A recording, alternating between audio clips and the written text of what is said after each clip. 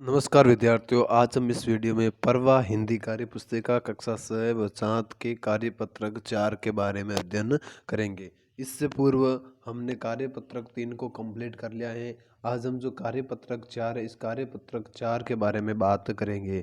आप हमारे इस चैनल के माध्यम से अपने जो कक्षा से 6 और 7 की जो ये वर्कबुक है, इस वर्कबुक को आप कंप्लीट कर सकते हैं। तो चलिएगा आगे हम चलते हैं प्रश्नों की ओर। तो पहला प्रश्न यह है कि दिए गए बॉक्स में समुच्चय बोधक शब्दों को चाट कर रिक्त स्थान भरिए। दिए गए शब्दों में समुच्चय बोधक को चाट कर रिक्त स्थान भरिए। ये जो बॉक्स दिया गया है, इसमें आपको समुच्चय बोधक शब्द दिए गए हैं, लेकिन, अन्यथा, और, इसलिए, क्योंकि, तो, या, कि, अपितु, ये जो समुच्चय बोधक शब्द दिए गए, इन समुच्चय बोधक शब्दों का प्रयोग करके जो ये खल जगह दी गई है, इन खल जगहों में आपको इनको भरना है। तो पहला जो है क है, बड़ों का कहना मानो अन्यथा पछताओगे। तो पहली जो खल जगह है, इसमें क्या आएगा, अन्यथा भर दिया गया है। दूसरी जो खल जगह है, यदि तुम आओगे तो मैं भी चलूँगा। तो दूसरी खल जगह में क्या आएगा, तो। तीसरी जो खल जगह है, मैं बीमार था इसलिए विद्यालय नहीं गया। मैं बीमार था इसलिए विद्यालय नहीं गया। जो चौथी खाली जगह है, वह राधिका अच्छा नाचती ही नहीं अपितु गाती भी है। अपितु चौथे में क्या आएगा, अपितु। पांचवी जो खाली जगह है, वह उसमें आएगा राहुल जाएगा लेकिन विशाल आएगा। इसमें पांचवी खाली जगह में क्या आएगा, लेकिन। छठी जो खाली जगह है, राहुल छठी जो खाली जगह है, राम लक्ष्मण और सीता वन को गए हैं। तो छठी में क्या आएगा, और। सातवीं जो खाली जगह है, वह जल्दी ही चला गया क्योंकि उसे बाजार जाना था। तो सातवीं में क्या आ गया, क्योंकि। जो आठवीं खाली जगह है, उसने कहा कि मैं सच बोल रहा हूँ। उसने कहा कि मैं सच बोल रहा हूँ। तो इस प्रकार से हमने पहले प्रश्न को कंप्लीट किया।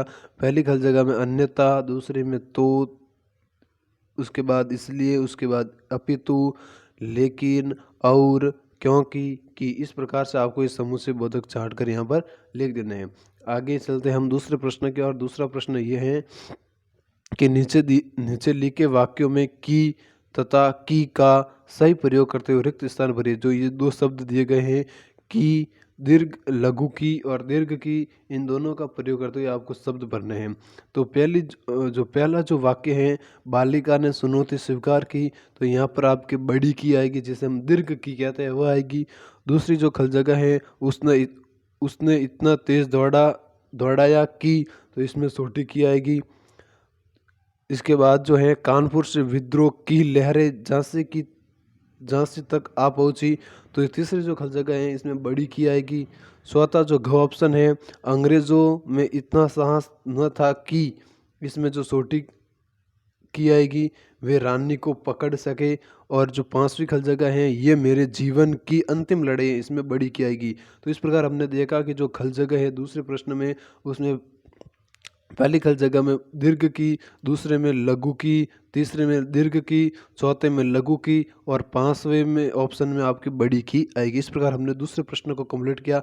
अब हम चलते हैं आगे तीसरे प्रश्न की ओर। तीसरा प्रश्न ये है कि रिक्त स्थानों की पूर्ति उचित समुच्चय बोधक सुनकर कीजिए। यहाँ पर भी आपको क्या है, संबंध बोधक अवयव सुनकर उनकी पूर्ति करनी है, संबंध बताना है। जैसे पहले में है, बॉक्स में दे रखे हैं कि के बिना, के भीतर, के सामने, के नीचे, के समान। तो पहले में क्या आएगा, मेरे घर के सामने एक बगीचा है। तो पहली खल जगह में आएगा के सामने।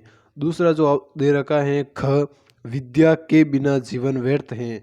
तो दूसरी जो खाली जगह है, उसमें आएगा के बिना। तीसरा जो घ दे रखा है, दिनेश पेड़ के नीचे बैठा है। तो तीसरे में क्या आएगा, के नीचे।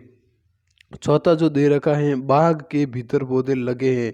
तो चौथी जो खल जगह है, उसमें आएगा के भीतर। और पांचवी जो खल जगह है, उसका मुख चंद्रमा के समान है। तो इसे पांचवी खल जगह में आएगा के समान। इस प्रकार हमने तीसरे प्रश्न को देखा कि संबंध बोधक अवयव थे, उनको छांट कर लिखे।